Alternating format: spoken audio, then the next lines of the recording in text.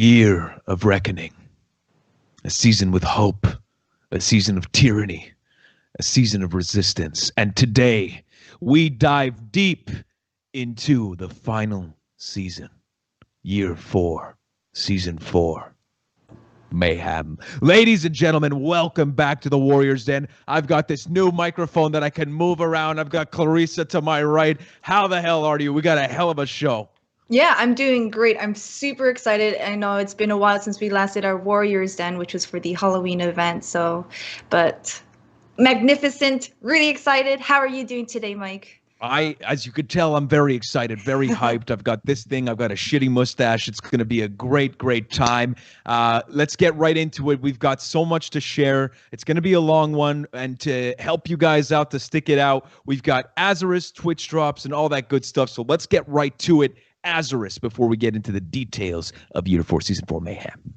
Yes, Azarus is an extension on our Twitch stream where you can answer questions based on the show, so pay attention. And if you get those questions right, you get credits called Ubis, which you can use to redeem For Honor rewards such as XP boosts, scavenger crates, etc. And you can redeem those rewards at forhonorgame.com/redeem. Don't forget that we also have this Azarus Creator Program where you can have this extension onto your stream if you are a For Honor streamer. And on top of answering questions, you can also challenge players to a match or something to also win other rewards.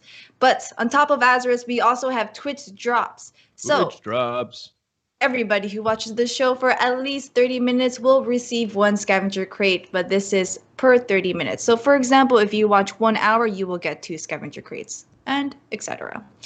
On top of that, every 10 minutes throughout the show, you will have a chance to win 100k steel or the Gryphon, which is the new hero, which will be unlocked into your account when he releases on December 10th. Yeah. Speaking of which, Gryphon trailer that I'm sure you guys saw. Fantastic. Clarissa worked on it. Just wanted to let you know. If not, let's get to the Twitch drops directory where you guys get, of course, 1 XP boost, 1 hour watch, all the way down to 24 hours watch with all of that stuff that accumulates. Let's not forget. And then after that, for the actual time slots on December 14th to December 16th at 11 a.m. ET and 2 p.m. ET, just by logging into the For Honor directory, you get 4 XP boosts. So those, again, if you time yourself, you get those directly.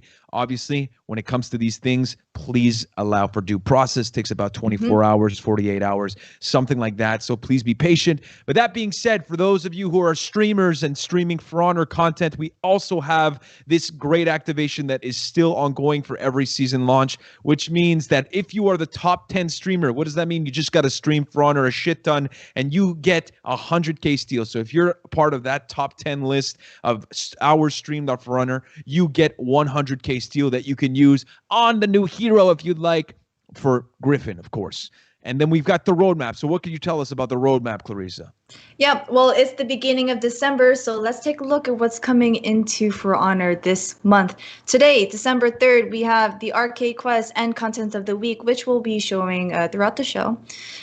Tomorrow, we have Ranked Warrior Challenge, which will be happening until the 7th, I believe. And Saturday, which is what I'm super excited for, we have the For Honor Dominion Series Closed Qualifiers. This will be broadcasted on this twitch.tv/ForHonorGame. We'll get into more details about the Dominion series and what's coming up later on in the show. But December 10th is when Mayhem launches. We have the Gryphon, which will be available in first-party stores for $7.99. The new Battle Pass for Year 4 Season 4.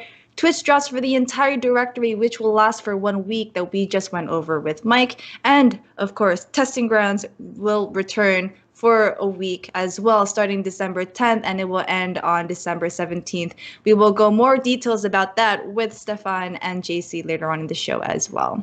On the 17th, we have a cool little event going on. Maybe. Who knows? We'll never know. Well, I guess you just got to find out on the 17th. That's right. The 19th, we had the last chance qualifiers pools. This means that if you did not make it into the closed qualifiers, have no fret. You still have a chance to compete to get into the finals. So make sure you sign up for December 19th if you have a team. The 24th, we have Arcade Quest. Gryphon will be available for 15,000 steel. I was about to say 15 steel. Well, hold on. Whoa, Hold on. no discounts right now. Another content of the week. And on December 25th, Merry Christmas. You have Extra XP Fest. And we're going to end the year and the month with Arcade Quest and new content of the week. Fantastic. And it's filled with stuff, like we said, surprises along the way. Today is only part of the Year 4 Season 4 Mayhem journey, but it's going to give you a great overview. And without further ado, let's head over to the narrative trailer of Year 4 Season 4 Mayhem. Let's get it. Some believe they're fighting for power, for justice, or even for peace. Truth is, these are just fancy words, not worth dying for. Me, I'm just grateful I can still fight and breathe. But I've seen many of you out there who are not that lucky. So if you think you don't have a say in all this mess, if you're in too much pain to carry on, or if I've failed you before, let me tell you this. I've come back to make things right. I will stand and I will fight for you.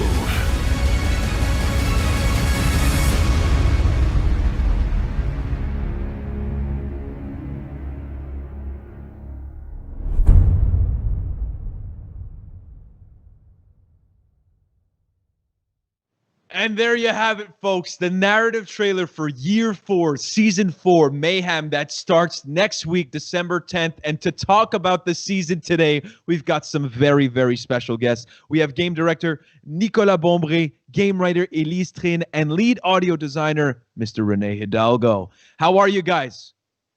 Great. How are you? Great, Mike. Excellent. I'm enjoying the fact that you guys are excited because the folks back at home want to know everything about Mayhem. So let's get started. Nico, what can you tell us about this season in particular? Obviously, this is the climax of Year of Reckoning. So what can players expect?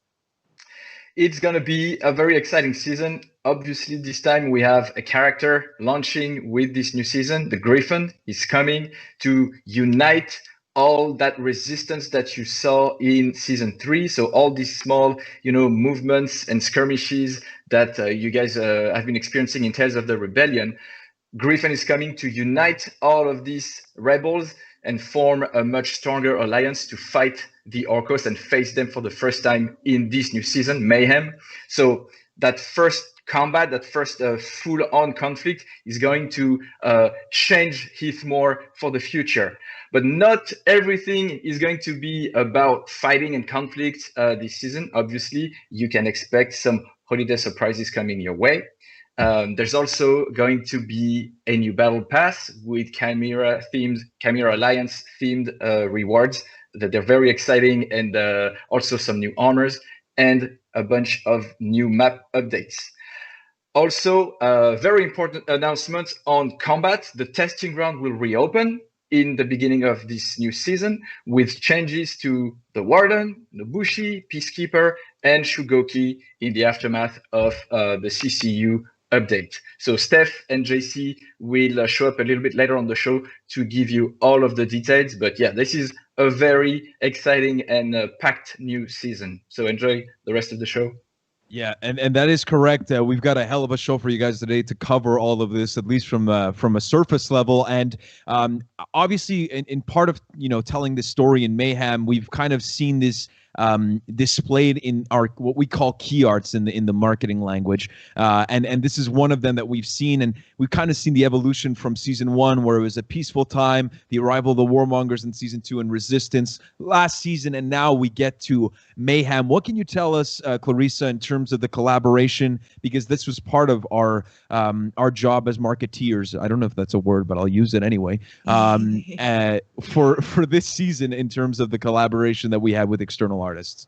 Yeah, so just a quick recap for those who, just to get people up to speed, the year of Reckoning, which was year 4 of For Honor, was a special year because we did collaborate with great artists. And this time around for year 4, season 4 Mayhem, we collaborated with Theoretical Part, which is a compromise of 2 people, Boris and Daria Sokolovsky. And they are 2 illustrators from Russia. So with their style of mayhem, we have their lovely key art that we can see here, and there you go. and also in the trailer as well, which you just saw. But in game, you'll also be able to see the way that they represented mayhem in game, which we'll go over later on with Yuri when we go over customizations. Yeah, absolutely. And a part of the key art that we see right now is obviously the warmongers on the right side over here, and obviously Gryphon. So talking about Gryphon, this new hero, but not so new hero. Elise, what can you tell us about this new character that players will be able to start playing as soon as next week, December 10th? Yeah, so this new hero, as you can see, he has a familiar face. It's basically the beloved Holden Cross, but an older cross, obviously. Basically, it's been like more than a decade since the end of the campaign. The events where you see Holden, Ayu, and Stigander trying to establish some sort of peace. But then after that, a lot happened. He had to, Holden Cross had to leave the Order of the Lawbringers. He became a mercenary. He had to almost make people forget about his name, because his name was still attached to the Blackstone for many people. So he tried to make amends and to change his identity in a way, and that's why people started to call him, Gryphon, as that's a winged lion, basically, that became something new. And now, as the resistance has been growing in Heathmoor, as the rebels needed someone who knew the enemy from the inside, who had the charisma and the poise to lead the battle. They basically thought that Gryphon was the ideal candidate for that. So that's why he's now back, and he's ready to lead the charge against the first battle against the Warmongers and the Order of Hawkers. And this hero is also very special to us because he's since he tried to make amends, he tried to learn all the cultures across Heathmoor, compared to the Warmongers who are trying to impose a new culture, who are speaking just one language. Gryphon, he did the opposite. He's doing the opposite. He's trying, to understand and learn from others, and especially new languages. And that's why it's also our one and first polyglot hero ever in the game. That's unreal. And so for those of us who don't know what a polyglot is and didn't research it right before the show, Renee, what can you tell us about what that means for you and the audio work that went into this character and kind of materializing his background story? Well, first of all, I can't even speak English all that well, so can you imagine what it's like to learn 4 languages? So, honestly, what an achievement done by the team for this character. We spent many hours with language coaches, translators. We did many hours of rehearsals. So just to touch on what Elise was saying about our use of language in the game, some people call this lazy for for the warmongers speaking English.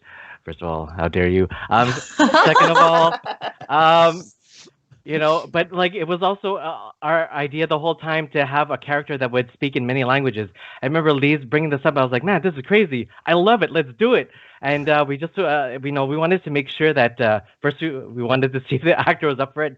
He was more than up for it. He was, he practiced really hard. So yeah, we're super proud of all the work that he did for us, and also, with all the support we got from our translators and voice coaches. So there's Francis, Aiko, Yoe, Emilia, Gunnar. There's our Alice Sound Studio, the Boombox Studio in Toronto. Nico and Steph for their guidance. Ben, he helped really make a really really nice and engaging design for the Gryphon for the voice on when he should speak, and of course Elise and Evan, our voice actor. You know, he did an amazing job. Kudos to the team. Yeah, absolutely. A huge shout out to your team. And again, we've got so much more to cover on Gryphon because we've got a segment that's coming up next for the fight kit. So I know that that's what's going to be on people's mind now. So again, guys, thank you so much for coming in and talking about Mayhem. Again, for those of you who may be joining the show a little bit late, it starts next week, December 10th. The hype train is all aboard. Okay, so guys, thank you so much. And we'll be right back after this with Stefan and Benjamin Goulet, who's going to be on the Warriors Den for the first time to talk about Gryphon. Thank you again, guys. Thank you. Thanks, everyone.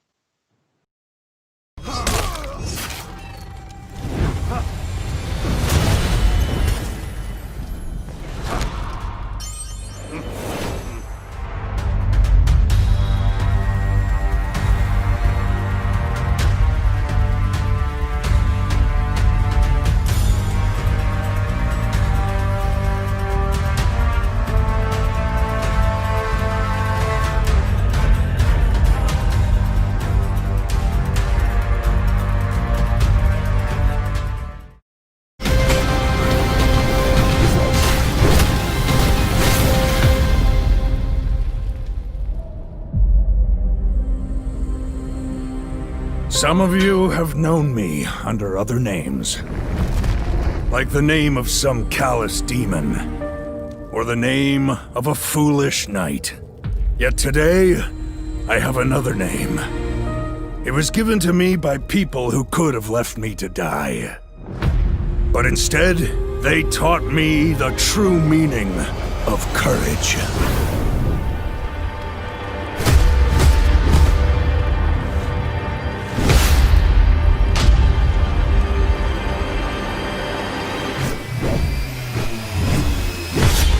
So, listen to me, warriors.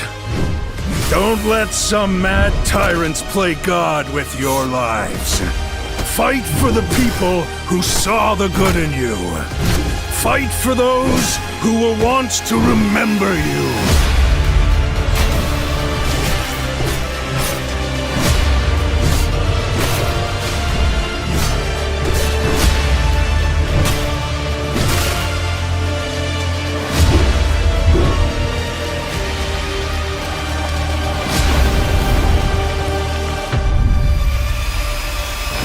Come on, warriors! Show them how you fight!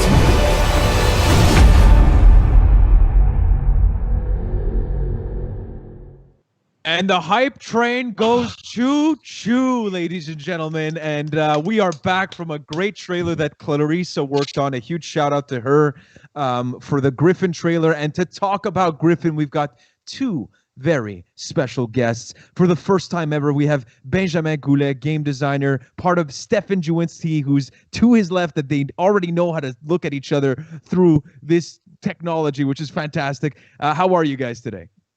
We're doing great. Great.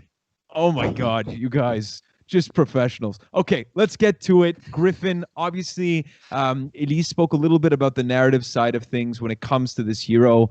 We all know his bad guy turned good guy, and now he's a mercenary that traveled across factions, for those of you who joined late. But so let's talk about gameplay. Stefan, what can you tell us about this hero? What makes him stand out? I mean, this character is super cool. Benjamin's going to kind of run you through the whole fight kit and the feats. But basically what this character is all about is it's going to be a very strong support role. You're going to see that especially in the feats. You're also going to see it in the abilities in the group fight. It can lane, it can survive in a group fight, it can kind of shape and control the fight, and that's going to be super cool.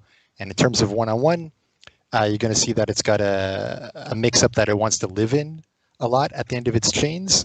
And then it's got a good opener to be able to get there, and some cool shortcuts that are going to help you live in that mix-up a lot more often. All right, so Ben, let me ask you the question. What are 3 words, if we can, to describe Gryphon? Yep, I came up with support, versatile, and old. Love that one. Love it. Okay. Well, speaking of those three words, let's dive into maybe his move set and the more specific side of things. We're taking a look, of course, at his emote right now. Of course, completely glorious, a true leader in every sense of the word, as you can see, with a great beard. But what about his actual move set? What can you tell us today? I can tell you a lot of things. All right, so we're gonna get right into the basic chain, basically. So it's a 3-hit chain where you can do light or you can do heavy at any time in the chain. So super versatile. You can press buttons and they're gonna do something in your chain. For your light starter, for your light chain, the light finisher is undodgeable. So you see Astra here trying to dodge. Not gonna have any of that. Boom. All right.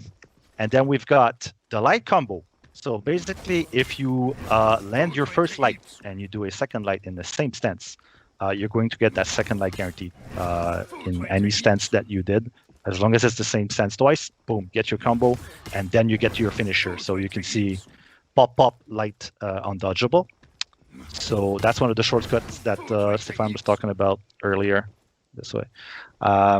Next, we've got the heavy chain, which is, as the name implies, 3 heavies, and your third heavy has uninterruptible stance.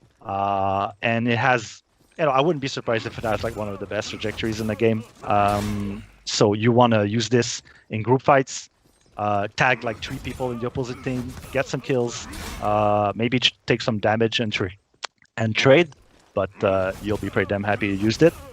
And then the next video shows off that, you can do heavy, light, heavy, freeform chain, go nuts, press buttons, it's going to work. And you've even got the next video, which shows off that you can also zone attack into light and heavy. So the zone attack has a 360 trajectory that comes out super fast. So again, you can try to option select someone with that, and then turn the tables and, get to your finisher and get the kill. And we finish it off with the third option for your finishers, which is the kick, which leads into a guaranteed heavy. It's a specific follow-up that can execute.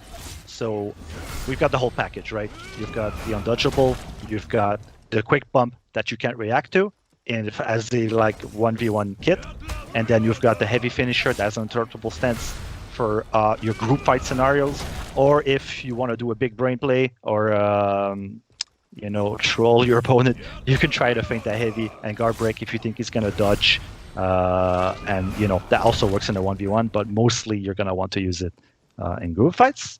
And that takes care of the regular chain. We can move on to the specials. So you've got your Gryphon Shove, which is a back and guard break input. Great opener, basically, for any other character that has that kind of opener. It just works. And if you go to the next video, you'll see that it goes directly into your light and then to your finishers. So basically, you land your shove, there you go. You've got your mix-up with the finisher where you want to be. So it feels great to use. And next we have the so if it whiffs, you have a link still to your second light, second heavy. So if you've got a Jormungandr there trying to guard break you, you can just throw out your heavy and power right through that guard break and continue your chain. So it makes you want to use that move, basically. All right, moving on to the dodge forward, Helm Cleaver. So the Helm Cleaver. The Helm Official names, excellent. Helm Cleaver is super long range. You can delay it a lot. So you can do you dodge forward and you wait for like 600 ms and you can still press light and do your move. So it's gonna be a great peel, great move to initiate the fight when someone's unexpecting it, I guess.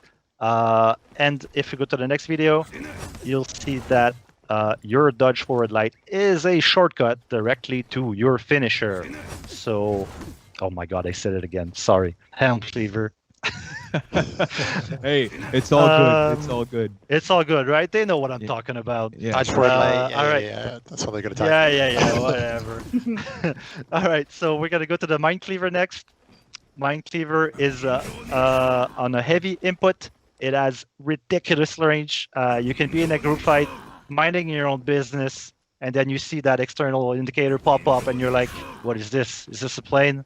Is this Superman?" No, it's Gryphon with the Mind Cleaver. And obviously, if you go, do we have a second view for this one? Yeah, okay, go for it. So you can go light combo, heavy feint, dodge forward, do your Mind Cleaver, get that roll, feel good about yourself, and then you can do your heavy finisher, which, because you know all of your dodge attacks are links to your finishers, so super cool. Next video is the Soul Cleaver. So you've got side dodge attacks as well that are on the heavy inputs as well. They will actually, I'm not gonna stop there. Boom, go to the next video. Sick. So boom, super lots of dodge frames on it, so it's gonna be super useful to dodge, you know, anything that comes your way. And then you turn the tables again. You've got your finisher because it's a shortcut. So kick, light undodgeable, mix up, super threatening right off the bat. All right. So maybe we've if got I could next. sum up so far, we've got a sick mix-up, which is kick or undodgeable light. You've got a way to get there from light combo. You've got a way to get there from down X into light into finisher, and now you can shortcut there from your dodge attacks. Yes. Mm-hmm. Is there anything else that we could do to shortcut to this stuff? Are you talking about what's coming up next, or did I forget something and I'm a dumbass? Yes, I am perfectly segueing to the next one. Okay, because the next one's not even a shortcut though. But let's keep going. So you've got the Dauntless Chase, which is not a shortcut to your finishers, by the way. That's man, your I sprint misread attack. this. My bad. Yeah, Okay, it's all I'm good. perfectly It's all segueing. good. It's gonna come. It's gonna come soon. The timing wasn't there, but I liked where you were headed, Stefan. We'll keep going. Yeah, hate to see it. All right. So, sprint attack. It's gonna flip your opponent over, and what's the next one? Oh yeah, okay. So if you go to the next one, yeah, exactly. You're gonna get frame advantage as the opponent gets up. So basically, you have free reign. You can do, as we can see here, you know, a feint guard break. That's someone against someone that's trying to just roll away, and you're gonna catch them. So basically, if the Gryphon lands this, they have to respect whatever Gryphon's doing next. So it's a great way to start the fight, and it does some decent damage, right? I think it's like 10 damage or something. So it's not like nothing. And then we've got the next video, which showcases another situation where you'll be in a group fight. Guy's not paying attention to you. You've got the Highlander on the side. Oh, he sees the opportunity. Boom, top heavy. There's your gang setup. Obviously, the attack is blockable and parryable, so you're gonna have to find the right opportunity. But when you do, some big damage opportunities there. Next, we move to the next shortcut to your finishers. So let's pretend that Stefan set it up beforehand for this. But now you can get into it. Yeah, just imagine that we edited for this and we jumped ahead to this point, and some editing magic happening there for sure. So all right, your guard breaks. You can see the guard break here, leading into the second heavy, into your finishers. So basically, whenever you land a guard break with Gryphon, you can do your free second heavy into your finisher mix-up. And if you throw your opponent, you get a link directly to your finishers. So throw someone for a wall splat, and boom, there you go. You've got your free heavy finisher into reset. So a maximum damage there. Next, we've got the Ironclad Tactician. So that's a little something Gryphon cooked up for us, where if he parries an attack, and he does an attack while he's parrying, so in this case a light, he's going to gain uninterruptible stance on it. So you all know those situations where you're in a group fight, you know, this guy's like, he's got like 1 health left, Like, screw this guy. Let's just kill him. And then you parry, and you're like, yeah, finally got the kill. And then you get interrupted by your that other Jormungandr, pesky Jormungandr, who designed this character. And you can get the kill if you are Gryphon, because you're just going to trade away with the uninterruptible stance, and that feels great. So what else can you do next? You can also do your zone attack that will be also uninterruptible stance.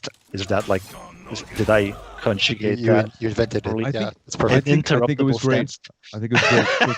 Shows creativity. I love it. Yeah, there you go. And so that's going to be great for, again, getting that kill that you couldn't have had before, and even maybe a second one in a highlight reel for YouTube. Clip that shit and put it on YouTube. It's going to be great. And then the last opportunity is obviously, you're heavy. So you land a light parry in a group fight. Throw the heavy out. Someone tries to interrupt you, he's going to get tagged. And then you can get another double kill into execution. If someone ever does that, I hope it's going to be on Reddit so that I can save it and keep it and show it to my kids. It's going to be amazing. I think we're up to the feats. Did you want to add anything, Steph, up at this point? I'm a little scared too because we might go to the wrong video, but or at least maybe the right video and I'm in the wrong universe. But no, let's rock it. This is there's more fun to come. All right, there you go. So we've got feat 1, stern stare. Gryphon stares at you, and definitely, I mean that's gonna hit you in the soul right there for sure. So as we can see, I'm sure freeze is gonna be on that one. You can see 30 damage coming from the tight heavy, the top heavy, turning into something else. I bet there's a calculation there to be done. I think people are gonna figure it out, Steph. I'm not sure, but I think it makes people attack less, like their damage is lessened or something. Yeah, it's debuff basically. Oh, nice. Okay. You can see the value there, but you need like binoculars from our screen. So I'm sure you guys will see it better than we will. Yep. So, I mean, it looks unassuming, but honestly, it feels super good. It has a short cooldown, so you can use it often. You want to calm down that guy that has revenge. You want to try to save your ally that's being pummeled by a bad guy. Any situation at all, really. You go into the fight, you want to use stern stare to kind of slow down the fight and have some time to do your other feats that come next. So you've got Draconite Mist. Kind of forgot to mention, but all of Gryphon's feats are inspired by all 4 different factions. So you had Stern Stare that was inspired by the Samurai. We've got the Draconite Mist. That's a Wulin inspired feat. Basically, you use Draconite to heal your allies and yourself in a gigantic cone around you. So again, that's kind of the defining feat for Gryphon. Doesn't have too much of a big cooldown. You get it early in the fight, and it's super useful in a lot of situations where you can save your teammates. It feels great. As a support character, there aren't too many in the game, but Gryphon definitely has that niche covered. And you can imagine if there was this 3rd or 4th character, like they would get heals as well in there. Yeah, exactly. So the more allies you have around, the more healing you're going to give. Well, it doesn't scale. It's the same amount for everyone. So we got Draconite Bolt shown up here, which is the Knight-inspired feat. It's going to throw a crossbow arrow, and if it hits an opponent, triggers an AoE from that location that will heal all of your allies around this spot. So basically, super useful when you're like, damn, am I gonna get there in time to save my friend? He's about to die. Boom, snipe shot. You might even kill the guy that you were targeting, and you're gonna save your ally, and you can come into the fight strong. And then we've got the ultimate feat number 4, Draconite Cleanser, where you use a boom. Whoa. All right. Oh my God. Love these sound effects. I don't know if Extra you're sound gonna hear it. I don't know if you're gonna hear it. Like hats They'll- off. They will hear it, and Hats they'll off. hear you off this, so it's going to be great. So hats off for audio design on that one. Absolutely amazing. So that's the Viking inspired feat. you're gonna have your explosion that comes first off this like grenade, which then sets off an AoE of healing for the rest of your teammates that are still alive after this to come heal for a respectable amount. So big disruptive feat that does good damage and good healing at the same time. It's like the paladin kind of feel where you're killing people with the light. The danger healer. A mic drop type of moment that we could see with this. Like if you could end a fight with this, that'd be sick. I hope it happens and you could clip it and then Benjamin, you could show it to your kids again.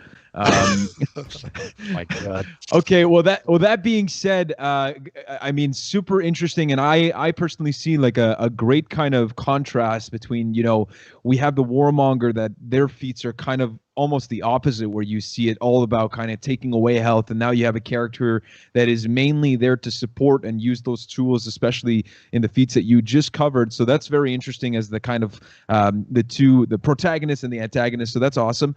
And I guess my question now is, for players that are coming from other heroes, do we see certain kind of transitions that may be easier from one hero to another? Yeah, definitely. I think Kensei players are gonna be comfortable with this hero, especially for the huge trajectories, that halberd. Honestly, that heavy finisher, Kensei is shaking in his boots. It's very threatening. Awesome. Yeah, if you know how Kensei's kind of shortcuts work, these are kind of similar. So I think the transition there will be nice. If you like to lane, this is a good character for you. If you like to be either controlling the group fight or kind of like on the outskirts and supporting the group fight, there's a lot of opportunity there. And then, I mean, that mix-up is super scary when you end up in the 1v1s too. So there's quite a lot of option as a player, I think, which is cool. That's awesome. I guess my last question is based off of the fact that you have this new character that's going to be supporting people. How does that impact team composition? I mean, obviously, high-level gameplay, it turns out to be, a lot about how do you make the best kind of composition between the heroes and to complete each other and make sure that you have the deadliest combo when you're in a situation where you're trying to finish off a fight or just control points and stuff like that. So how do you see this hero's introduction kind of shaping that landscape and to Clarissa's work with the Dominion series and stuff like that? Do you see this a character that can impact that type of high level gameplay, and even not even just high level, just regular gameplay? Yeah, definitely. I think Gryphon is like the epitome of hybrid. Like, he is a true hybrid. I think he can pretty much be decent and good in any role. So basically, he's got the support thing. That's one of his main strengths, but not everyone has that. He's going to be good for team fights. It's going to be great at laning. Just smash that heavy button and you kill like 20 minions. And he's going to be good for healing points, holding points, because of all the maneuverability option he has and the huge trajectories that kind of keep people at bay. So I think these are going to be his main strong points. Well, that's awesome. Guys, I want to thank you so much for taking the time to talk about all of this great stuff that has to do with Gryphon. For those of you who are joining the stream a little bit later, this is the Year 4 Season 4 Mayhem stream, and we've got a brand new hero in Gryphon, a glorious beard, and a glorious moveset, as we can tell. Guys, thank you so much, and we hope you enjoyed your time on the show. Did you? Oh, yeah. Thanks for inviting. I'll be back anytime. Yeah, and you were a pro. I got to say it, Benjamin, you killed it. You killed it real good. So, all right, well, we'll be right back for testing grounds with, again, Stefan is going to be there, and JC. Again, thank you, guys, and we'll be right back after this.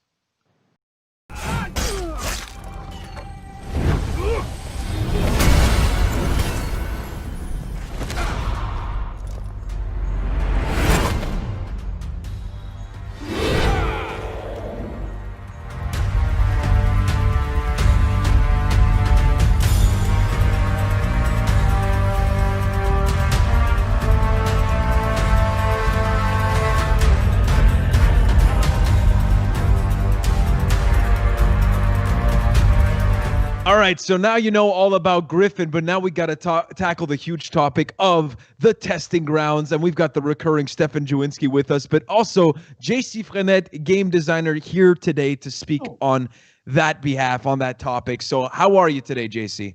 I'm pretty good. Yourself? I'm doing excellent. I know that we've got a lot to cover, so let's get right into it. But before we do, actually, a little bit of a recap of what Testing Grounds is. And Clarissa, if you don't mind getting to it, that would be fantastic. Yeah. So Testing Grounds is our public test where we give you changes to try out before it goes live in game. What's really nice about this is that it's not a separate server that you need to download. It's just right in the game. You'll see it on the event front in the world map, and it's available on all platforms, not just one. This also allows for your regular progression, so you won't be losing any while you do the tests.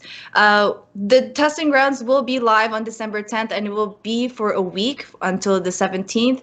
Times may change, but we will communicate if there are any changes.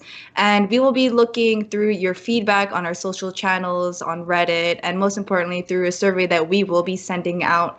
And based on your feedback, it will determine whether these changes will go live right away or if it will need further development. But like I said, we will communicate on when those changes will go live. So make sure you play some Testing Grounds because your feedback is very, very important in this phase.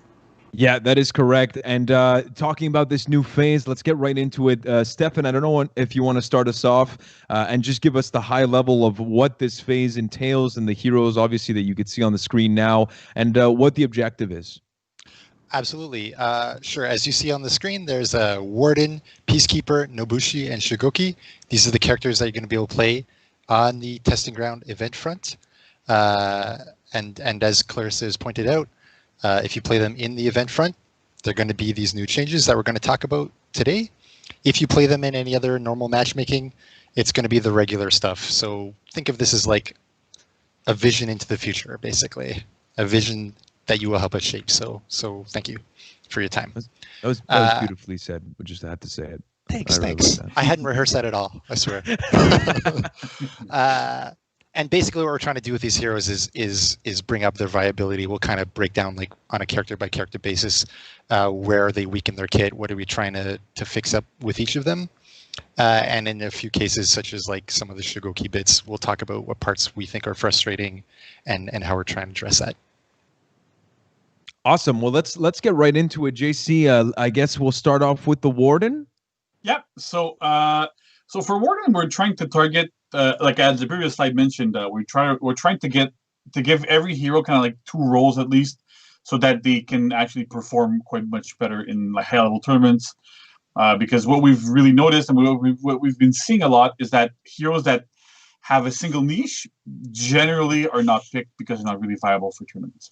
So for Warden, what we're going to be doing is we're trying to focus on his offensive 1v1 and also something we call offensive 1vx, which is basically when you're outnumbered, but using offensive tools to defend yourself instead of being overly defensive. With Warden, you're supposed to be capturing points with your strong offense. You're going to defend points as well with your pretty strong offense. And we're also looking to address a bit of fairness and frustration stuff that we've been seeing over the past few months and years. So just to make sure everything is a bit more fair. So with Warden, we're changing 3 modes. We're addressing Shoulder Bash. We're addressing his heavy attack, so both openers and finishers. And we're also touching a little bit on his zone attack. So let's get into it. Okay, so Shoulder Bash. So first of all, he can no longer access it from back dodge. That's a big change that's been requested by a lot of players. It reduces frustration, makes it a lot better to fight against him. So that's good. He always has a little bit of static movement when you feint Shoulder Bash. So he's always going to move a little bit when you feint to help make sure that you're able to do feint to guard break after a lot of the options we're giving him. He no longer has that little bit of extra movement when you feint the fully charged version. A lot of the times what would happen is you would do a fully charged Shoulder Bash, you would feint, and then for just like a tiny little bit in the beginning, he would move forward a bit. That made it a little bit hard sometimes to get punishes off of it. And it was frustrating for some players who felt that, well, you know, that my opponent was able to like see what I was doing, react, and feint. So this way, like, it's super clear we don't have any problem with that. And then last but not least, Shoulder Bash can now be accessed after any of Warden's sword attacks. So we have a bit of video for this. Essentially, you can do zone attack into shoulder bash now. You can do, which is coming up, we can do, okay, yeah. So we can do, that's Valiant Breakthrough, so dodge forward heavy into shoulder bash. We can do his sprint attack, lock shoulder bash. And last but not least, we can do neutral, we have neutral heavy into shoulder bash. And then we have a final thing here where is also from his heavy finishers, right? So you go heavy into heavy finisher, into shoulder bash. We got a little sneak peek of something else there. That's pretty cool. So that's the idea. Basically, Warren with this is able to go into like any of his moves except shoulder bash goes into shoulder bash, which gives him a lot of really like potential offense. You don't really have to stop. You don't really have to rely on your lights all the time. Whenever you're throwing, if you throw out a heavy, you can go into shoulder bash. You can go like guard break, heavy into shoulder bash. So all those little options that he has makes him a lot stronger offensively to kind of offset the fact that he lost a little bit of his offensive ability from shoulder bash from back dodge. Yeah, and a good point there is like, so why those two things is like, there's a lot of dead ends in the kit, as JC points out, and we're trying to like kind of shore that up and be like, okay, so if you hit a heavy or if you hit a zone or whatever, we would like you to press another button, whatever that is. So shoulder bash is a great option for that. And then on the other side, like removing back dodge into shoulder bash is good because if you watch duels versus a warden who really knows how to play his or her class, it can be quite a stalling, boring, fishing for shoulder bash kind of deal. And we're trying to say, okay, so a little worse in that scenario for warden, but much better in any other kind of normal fight that you'd see in duel or Dominion especially. Yeah, his flow is so much better now with all of these changes. He can always flow back into whatever he's doing, so that's pretty strong. Okay, so next up we have heavy attacks changes. There's quite a few. First, his side heavy openers have slightly flatter trajectories that makes him a little bit better in group fights. Like I was saying in 1vx, we want to improve his offensive 1vx ability. So you should be able now to do like switch target side heavies, hit a bunch of people around you. You're gonna be better. It also has benefits in the lane, so your warden's gonna be a bit more efficient in the lane with this. They also have increased range, so you're able to hit people from a little bit further away. And it promotes that aspect of defensive offense that we have, where those attacks were only ever really used after a guard break beforehand. So that's a big difference there. All of his heavy finishers are now 900 milliseconds. So top was 1,000. Wait, Max, go back. So his top heavy finisher used to be 1,000 ms. Now it's 900. But his sides were 800 and now they're 900. And the reason we did that is now we can go into the video. All of his heavy finishers are now unblockable, right? So basically, side heavy finishers are unblockable at 900 milliseconds. So that gives them a lot of offense. You actually want to use them now in group fights, like we were saying before. So you can go like, you can maybe do shoulder bash or heavy on one side of somebody, swap target, heavy on somebody else, tag people. They just can't stay still and block whatever you do. They actually have to do something, and forcing your opponents to actually act when they're around you in this manner is typically pretty strong because it forces them to do something, and when they're doing something, they're not attacking you. So that's the big idea behind that. The salary finishers also have flatter trajectories and have a little bit of extra movement during their startup. So again, like defensively, you can use them to like switch target, step forward a little bit, hit somebody. You're gonna be able to like hit them a little bit. Like it's gonna work much better than it used to. But that's pretty good. And then the last change we've done is that all of his light attacks now chain to heavy finishers at 100 milliseconds during their recoveries. What this means is that you can always do light, fully buffer your heavy. And then if you think your opponent's going to back dodge or side dodge or whatever, you can do feint the guard break, and it should always work, which is the point here. We want to make sure this is consistent, that we don't have problems with this. Going, oh, well, like I do, there, you can always back dodge after a light, or back roll, actually. So that's one of the big changes there for this. So next up, we have zone attack. So zone attack has two changes on top of chaining to shoulder bash. Now, zone attack's recovery is now 500 milliseconds, down from 1,000. This is a big buff for group fights. Again, like when we look at Warlord, for example, right? Warlord has very little recovery on his zone attack. This is kind of similar. And it also helps it so that you don't feel forced to constantly go into your chains afterwards. Beforehand, you would do zone attack. You really had to go into your heavy finishers, because otherwise you could get punished really hard. With this, it's a lot harder to get punished. So you can now just throw a zone attack at a normal point if you want to just stop there, if you don't have the stamina for it or whatever. And it also has a bit of extra forward movement, so you can use it from further apart. You can do, again, switch target zone attack and be able to like swap and go in between the opponents constantly. So that's pretty much it for Warden. Like Stefan, what do you think is gonna happen to Warden with these changes? So kind of globally, I would think that Warden is going to be a little less slow and stally in a 1v1 situation, which I think will slightly hurt on duel, but there's really plenty of room for that to happen for Warden and still be fine.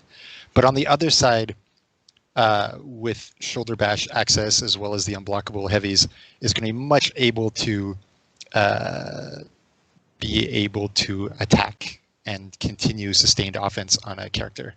So I would say in a situation where you have a Warden trying to hold a capture point, they could actually aggressively fight down the opponent that's coming for them. And then the other stuff you've got for trajectories and in terms of when you're timing of coming back to recovery on zone, for example, should allow you to be much more survivable in a group fight or multi-person kind of scenario. So I would really be excited to see, like, can a Warden threaten Centurion or Warmonger for their spot on your roster? Before, I would say probably not, and now it's like, it'll be interesting to see. Yeah, definitely. All right, so next up we have Peacekeeper. So where are we going towards with Peacekeeper, Stefan? Peacekeeper's an interesting one as well. A little weak in 1v1 at this point, and really not that useful in group fight scenarios on live. And then Peacekeeper wants to get the bleed right now in a fight, and then really try to press her advantage using her enhanced lights. And while this is good, it's still easy to external blocker. It's still easy to shut her down in a number of ways, and we're going to try to kind of pump that up. Mm-hmm. All right, so let's see what we have. So we're changing a couple of removes, or we're doing some tweaks on all of our heavy attacks, some tweaks on dagger cancel, on heavy finishers also specifically, and also on zone attack. So let's start with heavy attacks. So now all of our heavy attacks now deal an extra 5 damage across the board baseline, including dodge attacks. So that means that her dodge attacks no longer do 5 plus deep gouge, you do 10 plus deep gouge. That puts her damage a little bit above the curve, but being above the curve in this case is okay for Peacekeeper. She has to work a little bit harder to get her damage in. It'll let her do a bit more executions. So that should really pump her up a little bit. We've been seeing that her numbers have been going really way down since the core combat update, so that should really help her out. Next up, we have dagger cancel changes. So we have a video for this. So you can now cancel the recovery of dagger cancel with a dodge at 333 milliseconds. That might seem like an odd number. The idea is that when you do this, you still don't have frame advantage in 1v1, but you can use it in 1vx scenarios, and it actually comes out faster than it was before the core combat update, right? Before core combat update, it was coming out at 400. So now at 333, you can more comfortably do dagger cancel on somebody, dodge, swap target, dodge for it heavy, and like do a bunch of like you can really see like Peacekeeper jumping back and forth between a bunch of opponents in group fights, which is interesting. But the recovery time, if you don't cancel with a dodge, is unchanged, right? So we still want to keep that frame disadvantage in 1v1 because with some of the changes that are coming up that we'll see afterwards, we didn't want it to become a bit too strong in those types of areas. So next up we have heavy finishers. So heavy finishers are not unblockable when you are locked onto an opponent that's bleeding. So we can see a video of this where we see Peacekeeper landing dagger cancel and then going to her heavy finishers, right? So with those heavy finishers being unblockable, it makes her, and it's like those heavy finishers become so strong and so scary because out of heavy finisher, she can dagger cancel, she can dodge, she can guard break, she can let it rip, she can feint, she can do everything. Basically, she has every single option out of her heavy finishers. And so it makes it so you can't option select them. So it makes them very strong. It makes them super scary. And on top of that, what's interesting is that all of the outs that she has when you correctly read your opponent and you land something leads to more bleed, which in turn leads to going more towards your heavy finishers again and again and again. So it kind of snowballs in that way. So that's really, really interesting for her. It gives her a bit more external pressure as well. So that's pretty good. I think you still get your combo hit. Yeah. After. Yeah, you still get deep gouge, right? So if you let it rip, you go deep gouge, and you can go light into something else. That's the interesting thing, is that's it. Absolutely everything leads to bleed. So that's pretty good. Next up, we have zone attack. Zone attack has been something that's been a bit of a contentious issue. So now zone attack is enhanced like other zone attacks, and it also gives a heavy parry when it's parried. Like I think all the zone attacks at this point, except for the bash ones. Now we have another thing too. The second hit is unblockable when you're locked onto a bleeding opponent. So similarly to our heavy finishers, you can go when your opponent is bleeding, you can do a zone attack, and then the second hit is unblockable. You can get mix-ups, which brings us to the rest of these changes. You now feint the second hit at the normal feint timing. This was done partially because it makes it a bit more in line with stuff, and it makes the mix-up work a little bit better. But also because if your opponent was bleeding, you would flicker unblockable, and it looked really bad. So that was really, really like a difficult issue with that. So now I also soft feints that you cancel out the normal feint timing. So that's good. But it also now soft feints to guard break and to dodge. So you can go zone, dodge, zone, guard break if somebody is trying to run away from your unblockable, for example. Again, that second hit cannot really be option selected. So it gives her zone attack a lot more pressure and a bit more usability in group fights. It doesn't feint as quick as it used to, but it's still like a pretty potent tool. So that's pretty much it for Peacekeeper. There's one more thing I want to add. Yeah, so we have a bit of video as to what happens with her zone attack being unblockable, and then all the options out of it. If Max plays the other videos. Yeah, so since that was like soft feint to guard break, we have zone attack going into guard break. Yeah, okay. So then we have, what else we have? Okay, perfect. Okay, that's what we get then. I was sure we had the other ones, but it doesn't matter. Yeah, so that's it for zone attack. So there's one more thing. Yes, I love you, Max, by the way. Thank you. Yeah, we love you, Max. Like, you're amazing. There's one last thing I want to add before we do the recap, because it's not in the slides. It's something that we did a little bit last second. We changed the input on her deflect. So when you're deflecting left, right, or front, to a heavy attack instead of a light. The idea being that like a lot of other characters have that. When you deflect, you do one button, and then if you deflected, you would do your deflect, and if you didn't deflect, you do your dodge attack. So now you have that with Peacekeeper as well. So whenever you're dodging, just always hit heavy if you want to do something, and the right option is always going to come out. So that's pretty good. We can go into the recap now. So Stefan, what do you think is going to happen with Peacekeeper? I think it's going to be very interesting to see how she performs at this point.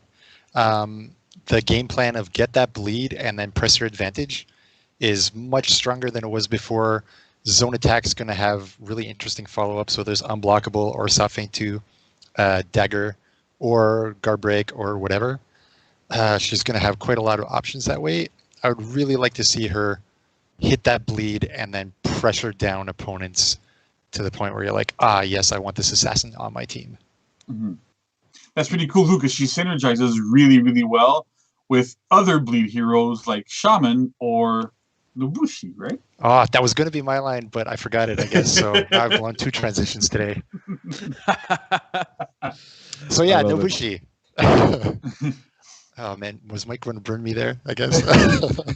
I let yourself burn yourself there. Oh, that's right. Better. Self-burn. Okay, so Nobushi used to be a super strong character. All right, so that's it for the changes to the testing grounds for the heroes. So Mike. Yes. Well, thank you guys so much for going in depth on all of these changes. Of course, this is a 1-week event, and I know that it seems like a lot of information, but when we talk about the future of this game and you being an active participant within this testing grounds, it's super key to get into all of the information. There's also going to be an article that you guys could read where it details all of these changes and maybe a little bit less of a longer format. But again, it's always the best thing to do is to come to these and really take a look if you need more information. So Stefan, JC, thank you for your time and thank you for diving deep. And we'll be back after this for a map update with our friend Edgar Orlando Oliva. So thank you again, guys. Thank you. Thanks. Bye.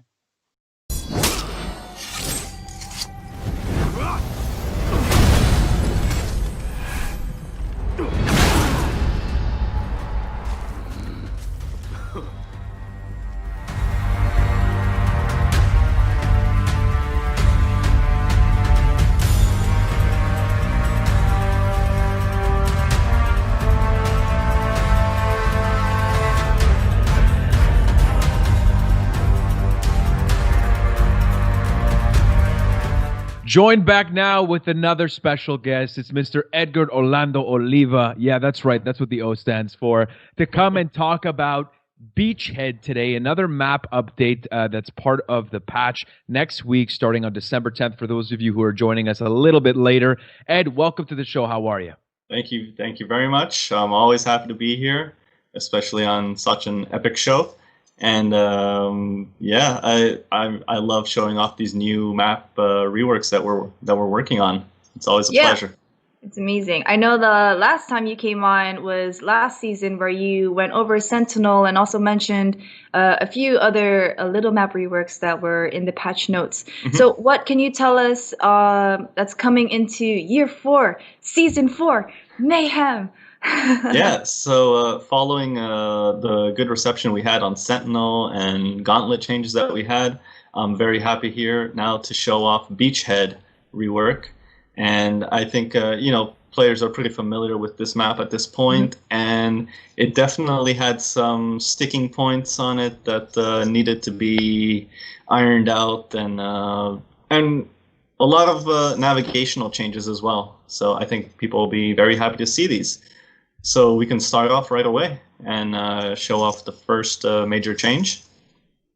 Here from the attacker's spawn, you had this single ladder going into Capture Zone C.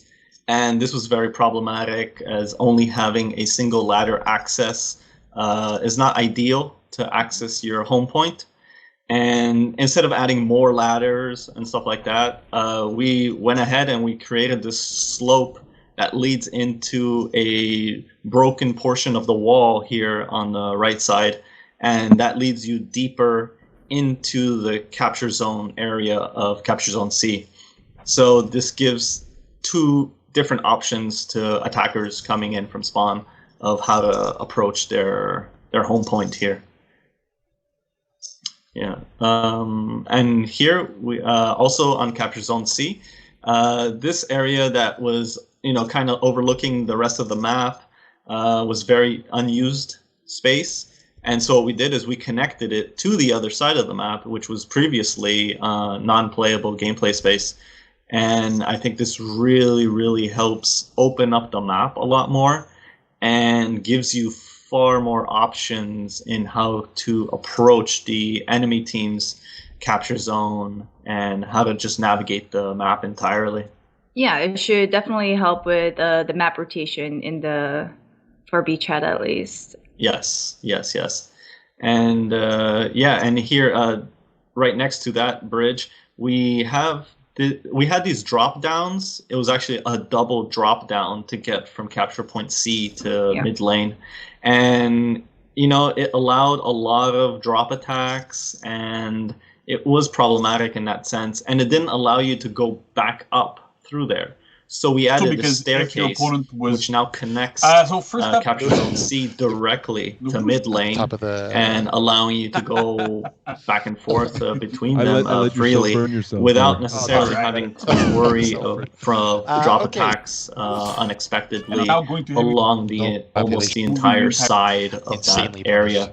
And this ladder here, we also positioned it for more comfortable access to reach the higher point of Capture Zone C. So what do you think, Stefan? So I think that'll change a lot. It's not going to be hopeless for the other side. It will become a lot more dynamic. Kind of in the middle. And this area here that you see, this was the opposite side facing Capture Zone C, which is, again, it was unplayable space. And what we did was we completely opened that up now to player navigation. As you can see, that ladder there now gives attackers access to this area if they go to the left-hand side. And it will connect them to both the bridge, which we just added, and moving on to Capture Zone A. So I think that again opens up the map a lot. Here we see Gryphon, using that ladder now. He just spawned, and he's going directly to capture zone A now. So this was something that the attacker team couldn't do before, and we opened up that tunnel as well. And yeah, I think it'll be very, very interesting. Speedy old man Gryphon is. Yeah, just whizzing by there. Yeah. Gotta move quickly. Yeah. Nice. So, are there any other changes to capture point A on Beachhead? Yes. Well, now that you mention it, we did make a few changes to capture zone A, and you'll see that it's a lot less spiky in there now. So I think this was something that it was an ongoing issue between players. So warlords, sad emote, I know. But I think it very much makes Capture Zone A a lot healthier for it. I think those spikes were a little too gratuitous, if I may say so. And I think, as I said, it's a lot healthier of a Capture Zone area now, where you can comfortably fight in without having to worry too much about the Warlord or the Raider just charging in and goodbye. Awesome. So.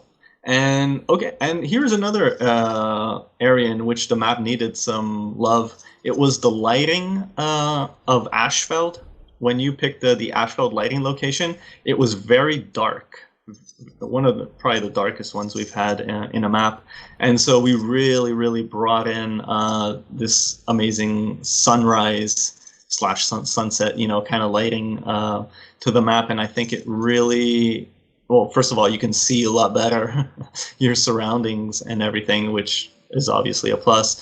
But I also think it gives it a little more flavor to that, rather than just that pitch darkness that we had.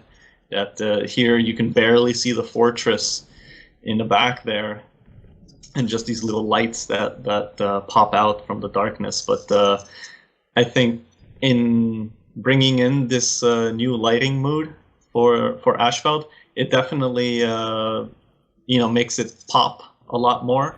It almost seems like here we could beautifully see this fortress in the back now, and it's almost as if the fires have engulfed the sky and kind of gives it that orange hue that we see throughout the map. And I think it's really cool like this. Great. So for at least in the Dominion game mode, we added a bridge. We adjusted pretty much the spacing so that way people won't just rely on dropping in and doing drop attacks. We also gave people more options to move around the map, which is like you have not just one ladder going up, but you can also go through like stairs or like a hole. And so pretty much promoting a healthier map rotation. Are there any other changes to Beachhead outside of Dominion? Yes, as you know, whenever I get the chance to work on one of these reworks, I always take a look at duels and brawls and see what can be, improved upon. And so this fighting area here that takes place at Capture Zone C, I felt it's always weird when you have this narrow passage between two wider areas. And so I went ahead and I moved it to the Defender courtyard area, and it definitely opens up the space a lot better to fight in. Sometimes you have these areas in which you're like, am I going to fight in your spot, or are you coming over to my spot, or are we fighting in this narrow space in between? And there's a ledge, kind of right there for new players might not appreciate that as much. Yeah. So yeah, I think this area works a lot better, and you can move around more freely. Great. Or run away, like I usually do. You can only run away so far. Yeah, it's true. And Brawl, of course. I always love looking at Brawl. And here, the area itself worked well, but it was you were lined up somewhat bizarrely amongst these fires that were here. And those fires were necessary because the lighting was so dark, as I mentioned earlier. And now that we brightened up the area, we don't need those fires anymore in order to, see properly. And so we were able to remove all those fires, and now you can just have a great 2v2 brawl experience, which I think will be a lot better for players. Great. Well, that's it for Beachhead. We went over the Dominion mode, the duel mode, and the brawl mode for the changes. Ed, thank you so much for coming on to talk about them. Do you have any last words for the players? Well, yeah, as I said, I take pleasure in improving and reworking aspects of these maps, especially knowing that the community really seems to appreciate them. And it makes the modes so much better. And of course, the changes made in Dominion also reflect in Elimination and Skirmish, for those of you who like to play those modes.